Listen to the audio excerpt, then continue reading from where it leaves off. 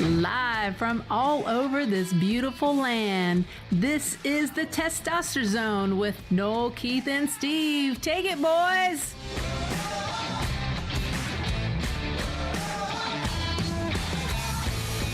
Hey, everybody. Welcome to another edition of the Testosterzone Podcast. This is Keith. Hey, we've got a special guest. Steve's here. Noel is actually out tonight. He is going to celebrate the end of school with his family, so he couldn't make it. But Keith Patrick from Dinger Derby has rejoined us after, what seemed like a short, long season, you know? Yeah. So welcome back, Keith. I know we just started talking with you, you were just launching the Dinger Derby. Man, you are full on into it now. So can't wait to get your thoughts on how your first, full baseball season, so to speak, up to this point anyway, of your podcast is gone. I'd like to hear of what, if I could change two things, what would they be? And then let's talk about some postseason. So welcome, man. Awesome. Yeah. Thanks for having me back. It's funny because before we was talking about let's just dive into the off season. Now all of a sudden there's rules and questions that you're throwing at me. Yeah. Never trust Keith. Yeah. Sorry. I should have, Steve, you should warn him. There's I'm going to go let's just go with it. And then I have a formula and a checklist. Yeah. Sorry. Yeah. Keith's like, hey, we're just going to shoot from the hip. Hey, what do you think, Steve? And you're like, I've done 40 hours of research. How about you? No, I'm kidding. So what do you think? What's your first season of Dinger Derby? Wrap it up for us. Give us a summary. Man, it's been fun. I mean, when we went to Frisco in March for that horrible weekend of freezing cold, rainy baseball, I had somebody recognize me that was sitting there in front of us, turns around, he's like, hey, I know your voice, and that was cool. And wow, that's cool. It's been neat just kind of getting to know other tech fans on Twitter and meeting you guys and just getting to, kind of interact. There's this whole community of tech, podcast, Twitter, Facebook group kind of people that are kind of super fans and just want to help build that community of fans. And I think that's been a lot of fun, just getting to know them and interact with everybody. But I've enjoyed it a lot. I like doing the 2 a week. I'm glad I kind of fell into that pretty early. It kind of has a rhythm to it, but then it's hard too, because now all of a sudden the Big 12 tournament comes and everything's completely different. And so I'm trying to figure out kind of when to, I do have a full-time job and a family, so I'm trying to figure out when to record and, throw stuff up that's still useful. There's a few parents of players that talk to me here and there, and a lot of times I get like hey, when's your episode coming? And then I feel even more pressure. Yeah. Right. Didn't you say even Gabe Holt's dad in Israel listened or something? It was his uncle. Yeah, it's that's Gabe's right. Uncle. Yeah.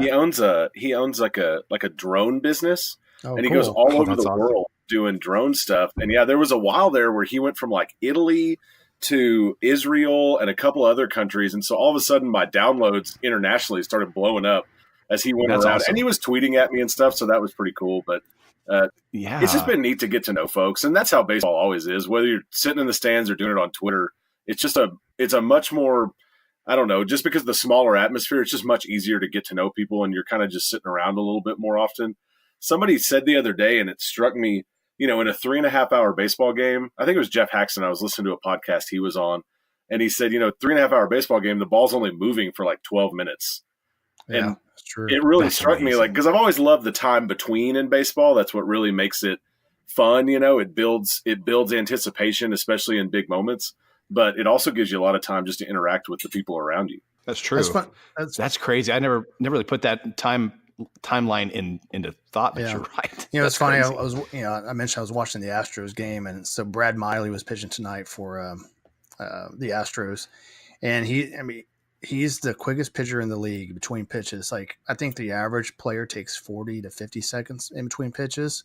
This guy is 20 seconds tops. Those are my favorite. I mean, it's like rapid fire. I mean, I came downstairs to get ready to record. We're going to the 8th inning, just 1 hour 45 into the game. So it'll easily be done whenever we're done here. Well, when they do go fast like that, especially when they don't have runners on, and then if they're good and they keep runners off base, then all of a sudden, the games could fly. It's a quick game. Yeah, it really is. Cool. So tell me what lessons learned. What you're going to do differently in season 2 than you would in season 1?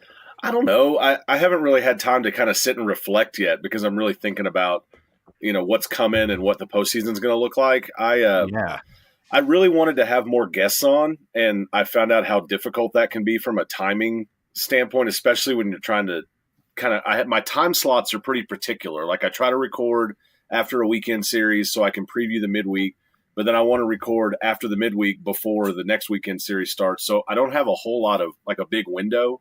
So I'd like to figure out whether I record them a little earlier and they're just more kind of interest interviews with people about specific things and I can drop them separately, or I do those in the off season. I haven't really decided yet. And I've also been curious about finding myself a co-host, somebody I can kind of go back and forth with. I don't really want the podcast to get super long, but I also I enjoy just, conversation and being able to kind of talk about things. When I had Mike Gustafson on, I really enjoyed that one in particular because I think that was it was just a lot of fun. He's just a guy that likes to talk about baseball, and so he's one that can kind of talk and talk and talk. So I don't know. I haven't really solidified anything, and I don't have any regrets about it so far. I've enjoyed it a lot. I'm just looking forward to continuing it and kind of seeing where it goes.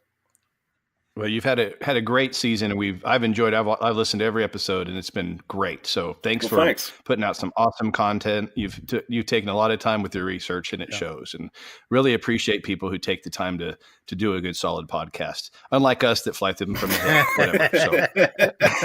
So. Well, and I will say, when I got the idea to do it, and it was kind of back around Thanksgiving, probably. I got the idea and thought I'm going to, kind of start researching. I'm a guy like when I get an idea, I'm going to research all of it and learn about it and listen to podcasts and read. And then I'm going to dive in feet first and, until I'm satisfied that I've kind of figured it out. And so when I started, I thought I want something that I can be proud of and that I spend a little time on. And not that there's anything wrong with, people that hop in, and I did one last night. You hop in, you talk for a while, you throw a podcast up. People enjoy that too, but that wasn't exactly the style I wanted. And I hated listening to national podcasts from good outlets, but that I wait and wait and wait. I listen to this 1.5 hour long podcast for one little mention of Texas Tech, and then they move on to another team or another topic or whatever. Yeah. And I just thought, man, I want more news about my team. And I'm sure there are other people that feel that way too. And it seems like that was the case because there's been pretty good feedback. Absolutely. It's been great. And we'll definitely remind all of our listeners to listen to Dinger Derby, and we'll post your link in our show notes for sure and on our website. So sweet. Thanks. Make sure that we continue to support you. And you're right about the community. It's been fun. We've gotten to know the guys of Guns Up Nation. We've gotten to, the 23 personnel. We don't ever actually interact directly with each other, but we always, are supporting each other, retweeting episodes. It's a good, fun group that really wants to support each other and likes to listen to each other. It's been fun. So I agree with you completely. It's there's baseball and tech combined is a good thing. Right. Yeah, I agree. So here we are. It's the postseason. We're starting with the regionals. You had a great episode this week. Our regional that's going to be in Lubbock. The funny thing is the team that you would think I'm most scared about is probably the team I'm least scared about, if that makes sense. So, we've got Florida coming in, who's a national powerhouse, but they're probably the one I'm least worried about compared to Army and Dallas Baptist. Those guys, especially Dallas Baptist. I think everybody in Lubbock went and got Tums when they heard about that, So walk us through a little. You've done this on your podcast. I don't mean for you to re-record it. No. Listen to the podcast for the in-depth thing, but give us a summary of your thoughts. Well, and first I'll say I totally agree with you. First blush, like you just look at that, you're like, oh, Florida, but they're just not that team this year. And I feel like I'm overstating it a little bit, but they're just not great. But yeah, Kendall Rogers, not long before selection, tweeted out a new projection from D1 baseball, and they had Dallas Baptist. And I put up like the kid banging on the glass gif, like, no, I don't want it. I do not want them in Lubbock. I was glad we didn't schedule them this year. They were a horrible final midweek game loss last season. This bad kind of exclamation point at the end of an otherwise great, regular season. Yeah, it stunk. We've had them in regionals before. They're just a salty team. They went D1 in 2004. Baseball's the only thing they compete Division I in, and they pour everything into it. It's the pride of their school, and it shows. They were 41-18 this season, 14-7 in their conference. They're 14-9 on the road, and they have a good high RPI. They have a 25 RPI for a team like that. From the Missouri Valley Conference, that's pretty legit, and they're respected. They've been to 9 tournaments since 2004, and really since 2008 is when they hit their first NCAA tournament. So they've been consistently solid. They're offensively really strong. That's a big thing. top 25 in runs, and they're nationally ranked in a ton of stuff. They actually have as many home runs as Florida. They have 70 home runs. It's about the only thing Florida does do is hit home runs. They don't do anything else at the plate. But yeah, Dallas Baptist is one that they make me nervous. They're a team. They don't have to come in and give you their best. It's not like a 4 seed giving you the best shot on a Friday afternoon, throwing everything at the 1 seed, hoping that they can make something happen. They're walking in here, with a really solid opportunity to come in and whether it's upset Tech or at least go deep into the regional. I mean, they're strong. Yeah. And they're kind of and here's Army's next, and they're like a polar opposite, not the strongest home run team, but they can work those bases pretty good. Right. Army's the 4 seed, so Texas Tech will face them on Friday afternoon at 3. And a lot of people, I even made that mistake on Twitter, just assuming it'd be the Friday night game. Tim Tadlock likes playing that afternoon game, so you get extra rest before your Saturday game. And that makes sense. Yeah, and so it's even if you lose that Friday game, which does happen, then you have you're playing an early game on Saturday, so you don't want to be in some late inning or delayed game on Friday night. Which there is weather coming to Lubbock this weekend, so who knows how that's going to play out from a delay standpoint. But yeah, I mean, what you get into in the NCAA tournament in baseball, these 4 seeds come into a regional. Most of them are an automatic qualifier from winning like a conference tournament in these smaller conferences. One exception this year is Ohio State. They're a 4 seed because they won the Big Ten tournament. But Army will come in. They'll come in. They'll have like one pitcher. They'll throw the pitcher at you. They'll throw everything they've got. They'll manufacture runs. They'll play small ball, and they'll try to knock that 1 seed off, and it just throws a regional into mayhem. And that happens across the country. 4s beat 1s every year. And Army's one that I'm not going to say they're definitely going to beat Tech by any means, but they're one that comes in and they play a totally different style of baseball than Texas Tech does. So like you said, lots of sack bunts. They're 4th in the country in sacrifice bunts with 55, so tons of small ball. They're 9th in stolen bases. They don't hit for power. They don't hit a lot of home runs, anything like that, but they'll test your infield defense, and they'll test your catcher and they'll test your pitcher in situations and make sure that he knows, where to go with balls or they're going to score a run, when they put you on a squeeze or something like that. So that makes me a little nervous too, because more than likely you're starting a freshman in Micah Dallas on Friday, unless they shake up the rotation. So they have a ton of guys that won awards in their conference awards in the Patriot League, and just a very different team from Texas Tech, but there's nobody in this regional that should be overlooked by the Red Raiders. Before we get too deep into, this weekend, looking back at the Big 12 tournament and, how many sort of put that 2 losses of West Virginia in perspective? It's obviously not games we had to win, but, in your opinion, what does that do for our momentum? Does that help set us up for this weekend, or does that hurt us? What's your thoughts? I think that going out there and competing is always a positive, and every year there's a different situation when it comes to the Big 12 tournament. So there's been years that you go and you don't need to do anything. Your national seed is solidified, or you could go and do something and you'd have to win it to really make a difference. This year I felt like you needed to win a couple, at least one in the tournament. You go win 3. And you battle pretty well. So I think that's good for momentum. Nobody expects to win every game in baseball in a row. There's lots of conversation, and I agree with it, about changing the format of that tournament, because losing a game and then being forced to go win, 6 in a row or whatever it is a little excessive. I think you could get rid of double elimination on totally. Saturday. You could the championship game there is already a single elimination. I think you could move that back in the bracket and go to single elimination on Saturday. So you still get the benefit of being the winner, because you get the Friday off, over the team that lost and had to keep playing. But I mean, making them beat you twice is a little excessive, I think. But anyway, as far as the momentum goes, I think it's positive for Tech. I like that they went in there and took care of business. I think that they competed pretty well. I mean, it's overused, and I use it all the time, even when I'm broadcasting for high school.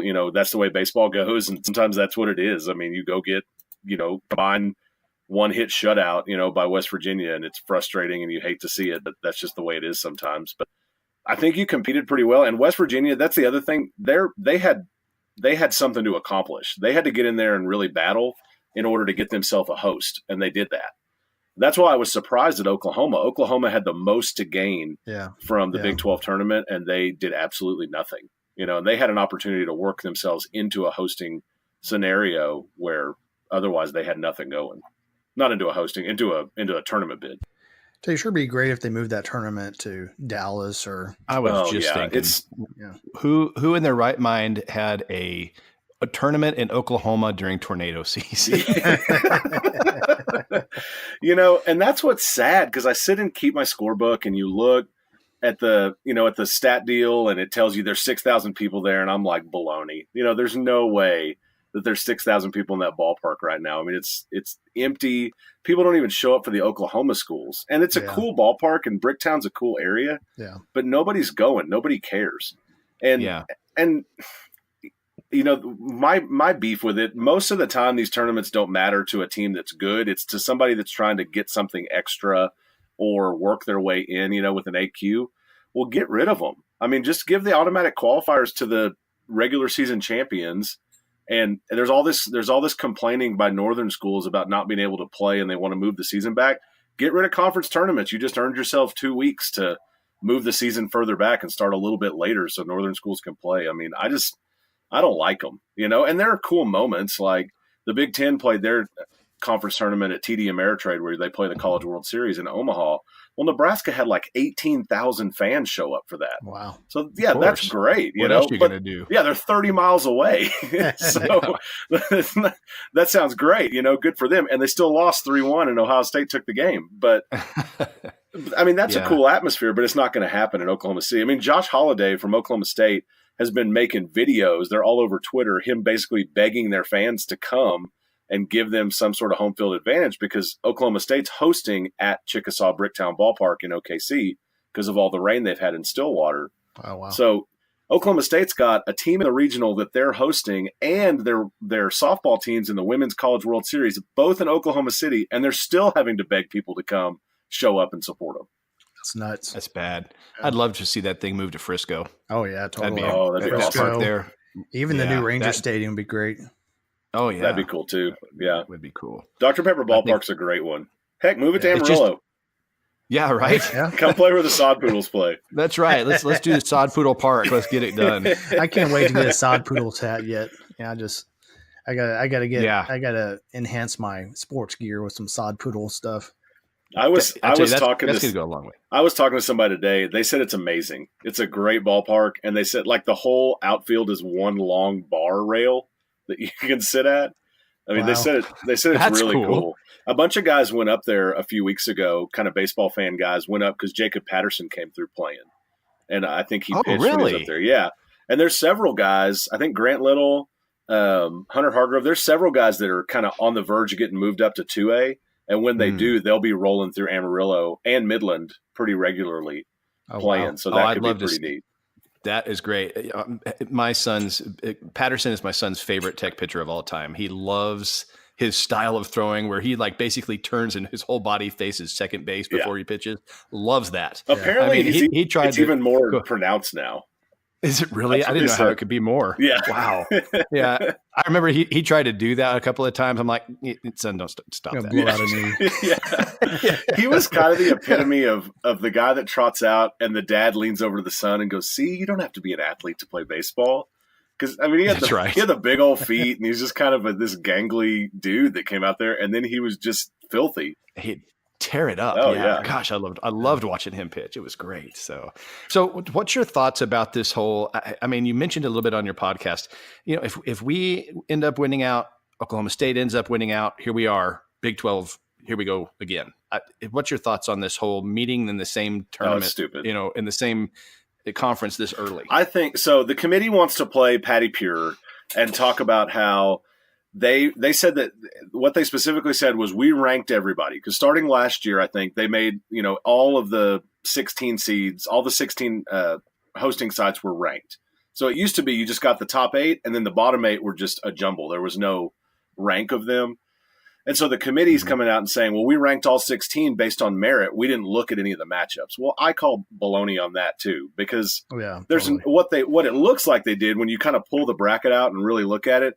You see that they guaranteed that there's going to be a team from the majors in the College World Series. So the Pac-12 is going to definitely have a team. The SEC is going to definitely – they kind of guaranteed it by making interconference teams play each other.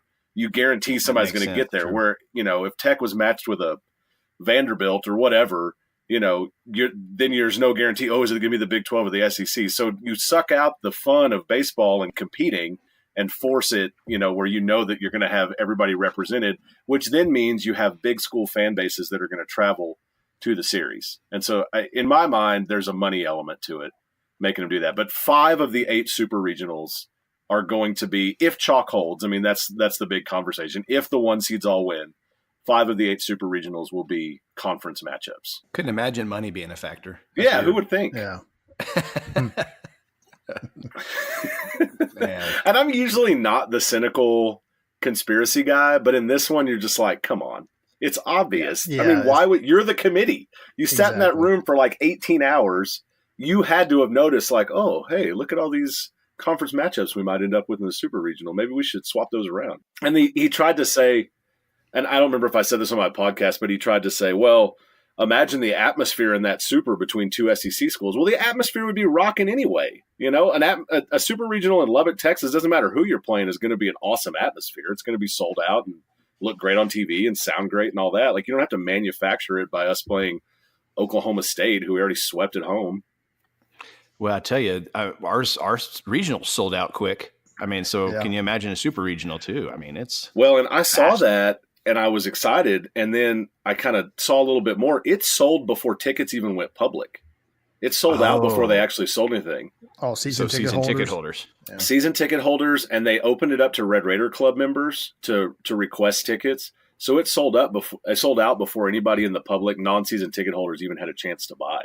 Oh, well, that's frustrating. Yeah, definitely. And now you have tickets going online for crazy money, which I'm sure I'm never a big fan of that. Like, the best ticket situation I've ever seen was when Garth Brooks came to Lubbock. Everybody paid the same amount, and you just got a draw. Right. And then you could wheel and deal on your own, but he guaranteed that everybody had the same equal shot. I always thought that was a genius way to do it. That was a heck of a show. Oh, holy man. Cow! Yeah. We just had a squirrel moment, but man, that was a good show. I know. I totally went off the rails. Like, this is a random example, but I just hate seeing people gouging each other and paying $800 for regional tickets. That's 10 times face value to go to this game because you weren't able to figure out a way to sell people tickets. And I have friends that are huge baseball fans that can't even get in to get season tickets, but every seat's not full. On a standard afternoon, and that frustrates me too. Yeah, totally. Yeah, totally. That is frustrating. That stadium sells out so quickly. Is there any talk of them expanding anymore, or are they pretty much done? Yeah, no. The word is that now that the Coliseum's going down, they're going to move Drive of Champions back away from the ballpark and straighten it out a little bit. And so that'll give a bigger footprint. And they're supposed to be redoing like the entrance and concourse at the ballpark.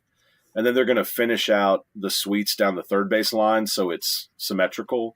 That's okay. And they're supposed to redo the clubhouse for the players, which it definitely needs it.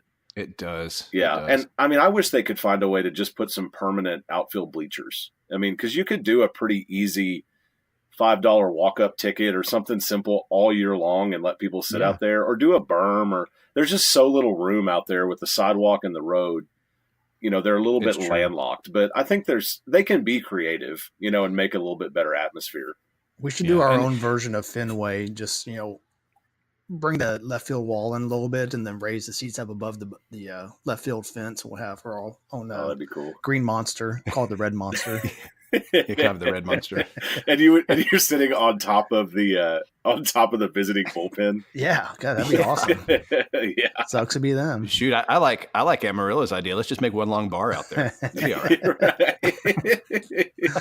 Guarantee a packed house every game if you did that. That's right. For sure. For sure. I'll tell you though, that they've made that ballpark. I remember my freshman year, I was like, "That's our baseball park." Yeah, they've come a long way with it. It's a beautiful park, but the enhancements are definitely going to be awesome additions. Yeah, I totally agree. They've done a good job. The old slat board look to it is cool. The suites are nice. It looks good. They've done a good job. They're still, stuck on space. And any ballpark, especially now, when you enter at ground level and have to go up to the park, that's not ideal. The best ballpark experience is when you walk in and you're looking out at the field, sunken out in front of you. That's always the coolest kind of moment. If anything needs help, it's the concourse and the concession stand areas. They're really bad.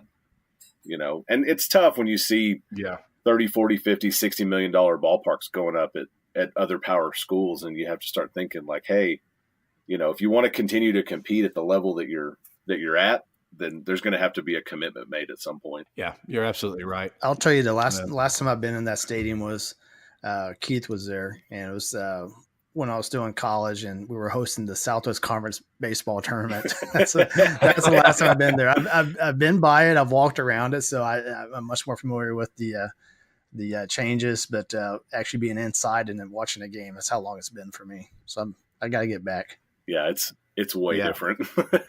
Yeah. Keith, I can't remember if I told you this, but the first thought I had whenever Dallas Baptist was on the lineup for this weekend Dallas Baptist is like our baseball equivalent of during the Spike Dyke years of when we would lose in North Texas all the time. Mm-hmm. And golly, just strikes fear in my heart. Just the fact that they're coming to town. They're salty, man. Almost had an Indiana Jones. Why did it have to be snakes moment? Yeah. Yeah. And the thing with them too, when you kind of go through them a little bit, like their DH, Bryce Ball, that won a bunch of awards.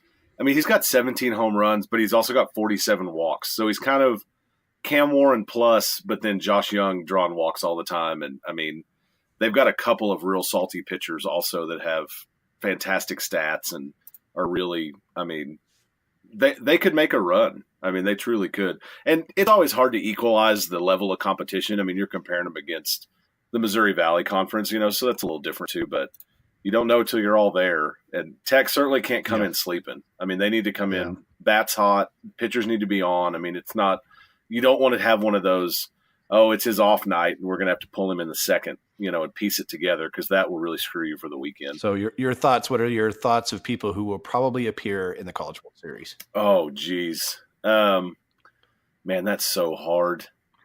Then we can follow up and say, yeah, you were so wrong. Yeah. I think it's really hard to bet against UCLA. They have not lost a series or a midweek all season long. It's hard to bet against Vanderbilt. They're really solid. Mississippi State, same way, great pitching. And Tech saw them, of course, in Frisco. Oh man. I think Coastal Carolina's got a good shot. Their offense is just on fire right now. That would be an interesting one. They're just always kind of a cool story. I like that program. I do too. Yeah. It's like plucky. There's something about it. Just chip on the shoulder, go out there and make it happen. I think Tech has a shot for sure. They just need, kind of depends on how the cards fall. I don't think you just feel as confident in them right now as you'd like to, because they didn't have just the dominant season, but they had a hot finish. Right. Man, Arkansas is probably a pretty fair shake as well. I'm just picking all the big ones. Yeah. But that's pretty good luck though. Those are, how can you vote against UCLA? East Carolina is another one. And I don't have the matchups in front of me. So I'm kind of assuming that some of these matchups are right. I'm trying to remember my bracket that I filled out today, and I had Tech winning at the very least. So that's awesome. Yeah, I think you're right. UCLA. I heard your comment about how they hadn't lost a series or a midweek game. That's an impressive feat. Especially a lot of California programs have some really good baseball players, and so it's impressive to go through the Pac-12 like that for sure. So yeah, and Vanderbilt's always up there. They seem to be. Didn't they have one of their better recruiting classes this year, or the best recruiting class, wasn't it? Yeah, it was. Yeah, when I did one of my first episodes with Jamie Lent, we talked about Tech had a couple of top 100 guys, and your recruiting class was in that 5 to 7 range, and you're thinking, it was a pretty good class, and then you looked at, I think Vanderbilt was number 1. They had like 6 top 100 guys in their recruiting class, so these are all dudes that could have gone fairly high in the draft, and they convinced them to come to college and wear those god awful uniforms. So yeah. Although I think we've topped them now after seeing FIU's uniforms. I think they've got Vanderbilt beat. Yeah, I'm gonna have to check them out. I didn't notice that. So they wore the metallic gold batting helmets, like Baylor mirror reflective style. Oh my gosh! And I think they were blue. The uniforms were kind of a mid blue with gold pinstripes. Classy. Oh my! Yeah, it was like a zoot suit. Yeah. That's terrible. Little disco ball over the center field, and They No were kidding. awful. Oh my gosh, I'm looking for him right now, just trying to find it. That's really bad. I'll have to check that out later. That's terrible. Oh well, it goes back to like the Maryland football uniform. Remember that? Oh, their flag was, helmet. That was like what just happened? Appreciate everything. I know you've taken a lot of time this week talking to us and the guys at 23 Personnel, just giving your thoughts. Hey, you're a wanted man in this season. That's awesome. Absolutely. Yeah, 23 Personnel asked me to come on. I was like, oh man, my dance card's getting full. So That's right. Nothing wrong with that. But hey, appreciate you coming on. And it's funny. So we both do some of the high school baseball too. And every time I was in Lubbock, he was in Midland or Odessa. And every time I would be here, he would be up. And it was like we never could. We crossed paths, high-fived on the highway every time. It was funny. So right. One of these days we'll be in the same place at the same time. I'm pretty sure. Don't know when, but it'll happen. Funny though, but we appreciate all your feedback, all your podcasts, very high quality. And again, everybody listening, please subscribe to Dinger Derby, give him some support. Absolutely. He's got a great show, and we really can't thank you enough, Keith, for being a part and letting us get to know you. We've really enjoyed that. So yeah, me too, guys. I do appreciate that a lot. I really do. I enjoy it, and always glad to find some new folks to listen to. Hey Keith, a random Lubbock question for you. So word on the street is that the new Shipley's Donuts opens tomorrow. Is that going to be just crazy in that town or what? Man, I don't know how much people know it, but Really? It's Lubbock, so there'll probably be a line down the street, for 3 weeks because people think that restaurants like pack up and close after their first month or something. Like it's ridiculous, but I'm excited. It's just up the street for me. I live off of University in that area, so yeah, I think it'll be. I'm a Shipley's fan. Yeah, I miss their kolaches. I used to date a girl in Waco back in college. Yeah, man, the kolaches. And I don't care. Anybody wants to tweet at me and tell me I'm wrong calling it a kolache. Yeah, Club Agnostic or whatever those things are called. All I know is they're damn good. Don't care. yeah, that's right. I'm calling them a kolache, just like Man Shack in Austin is Man Shack. That's right. Hashtag deal with it. Yeah, there's a certain things that you can't change. Sorry. That's right. Yeah, it's too late. That's right. Awesome. Last week I was out by the water and I had to see a doctor after being attacked by a pelican. Oh yeah. I got hit with a huge bill. Come on. Hey, that was one of your better ones. That doesn't say much. Yeah, I know. Yeah, you were sort of in a slump lately, so big time. Maybe that was a slump breaker for you. Yes. All right, this one might be a stretch here. So, what do you call a French guy wearing sandals? I want to go with kolache. I know that's not right. No. French guy wearing sandals. Tell me. His name is Philippe Philop. Oh my gosh. Oh, it's so stupid. I laughed for like an hour the other day when I found it.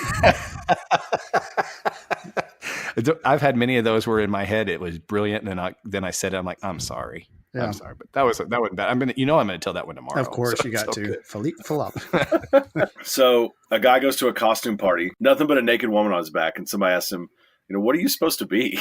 And he says, I'm a turtle. He says, how can you be a turtle when all you've got is a naked woman on your back? He goes, oh, her? That's Michelle. Yes. I love it. Okay. That's good. Okay, that was good. We're ending on that one. There you go. Okay, good. Thank goodness for guest visitors here, because we actually have good jokes when they come on. That's good. Okay, I got to tell this one real quick just so I can delete it. Okay, let's hear it. Let's hear it. So what does Batman call his shampoo? I have no idea. So he just calls it bat shampoo, but what does he call this conditioner? I don't know. Conditioner Gordon. Oh my god! I'm deleting that one right now. Okay. Okay. No. Now that we're on Batman. Okay. Have you all heard who the new Batman is? Yes. Is that true it's though? That dude from. I've heard it is. What I remember reading about this. I can't recall the name now. It's that Robert Pattinson, the dude that played in Twilight. Oh yeah. No way. So I saw it. That's... I saw it, and then I saw it come out like, wait, this isn't officially true, but I still think it is because people make bad choices, and he's going to be one. Yeah, that is a terrible choice. That is horrible. But, my wife, she said, this is where they're going to make Batman a vampire Batman. I thought that was pretty good. I'm like, okay, I'll give you credit for that one. As long as the guy doesn't sparkle. If that happens, I'm out. That's all I can say. Yeah. I liked a girl at one point in college enough to lay and hang out and watch one of those stupid movies. And oh my God, it was horrible. Never again. Oh, yeah. Run. Nope. Run.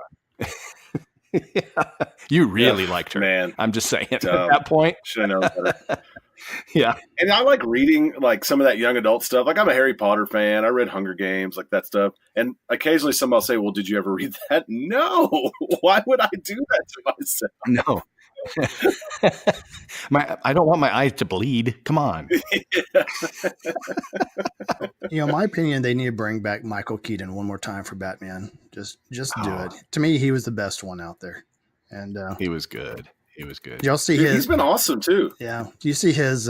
He did a speech at Kent State University for their graduation a couple years ago, and he did this little speech and goes, "I'm just going to leave you with two words that you'll remember for the rest of your life. I'm Batman." Oh, that's awesome. He's had this whole. I love his like career resurgence too. Yeah, that's been fun. Yeah. Did you ever watch that movie he almost got an Oscar for? Was it Birdman? Birdman. Yeah. No, I haven't watched it. Is it good? It's pretty good. Yeah. Yes, it was really fun. Yeah, it was a cool movie. I have to check it out. Yeah, I've been wanting to, but I'm like, I don't know if it's worth watching or not. But okay, I'm in. I'll watch it. Yeah. That's cool. Yeah. No, it's cool. Yeah, it was interesting. Okay, is he is it like a tongue-in-cheek superhero or what? So he's basically playing himself. Okay. Like he's a guy that was famous for playing a superhero that's now later in his career, and he's only known for doing that. Yeah. Okay. But then you're wrestling with the entire movie if he's insane, and really thinks that he is the superhero, and you're wondering like what's going on. I mean, it's fun. It's a fun payoff. It's well done. Yeah, that's cool. Okay, we'll have to check that out. So. Well, man, we'll wrap this up. Again, Keith, thanks for taking part tonight. We've got a good group of episodes coming up next week. Whether we may regret this, Steve. That's right. But we've got our friends John Caspel and Dr. Ryan Butler joining us together, which we don't know where this is going to go. So fair warning to everybody. Yeah. John Caspel, you let him on your podcast? Absolutely. Every once in a while, we have to let that guy in. So yeah, he's a good brother, as you know. Yes, he is. And so then rest of the month, we're going to have a vacation planner who's going to be talking to us about vacation planning. And we also have there is a resurgence in amateur radio, ham radio. And with the advent of the internet, there is whole new technologies of ham radio and amateur radio ways of communicating across the world. And so I've gotten to know a friend of mine that actually was another one of my son's baseball players' friends' dads, who we've connected and gotten to be friends. And so he's going to be joining us and talking about, he is a way advanced ham radio operator. And so he's going to talk to us about that over the weekend of field day. So every year in the summer in June, there's a field day on a weekend where people try to make as many contacts across the country and across the world and even up to the International Space Station as possible. So he's going to talk to us about the art of ham radio, the science of it, and just kind of an introduction of it for people who might be interested. Awesome. It's going to be a fun month and a lot of other things planned, but that's what we're seeing here in the near future. So we look forward to joining you in the next few weeks with some great guests. So for that, Steve, I will let you close. Sure. So, hey, this is a great time of year. I mean, basketball's just about over. I mean, who cares about these last two teams anyway? So, hey, Tech, make us proud in this this weekend. Wreck 'em. And let's get to that College World Series, and let's make a tradition out, just kicking butt during the spring sports because we're doing it so far this year. So, anyway, hey, Keith, thanks for joining us again. Once again, Keith from Dinger Derby. Listen to his podcast. Everybody have a great week, and we will all talk to you soon. Take care. Bye, everybody.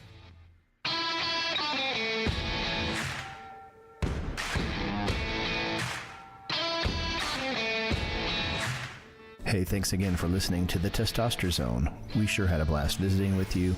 If you enjoyed this, don't forget to subscribe, leave us some feedback, and don't forget to follow us on Twitter and Instagram.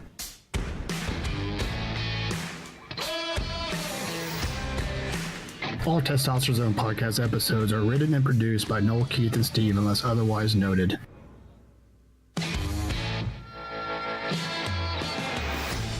The opinions expressed in the Testosterzone Podcast are our own and not those of our employers, families, parents, kids, dogs, cats, your mom, or any other entity Noel, Keith, or Steve are affiliated with now, in the past, or in the future, or ever.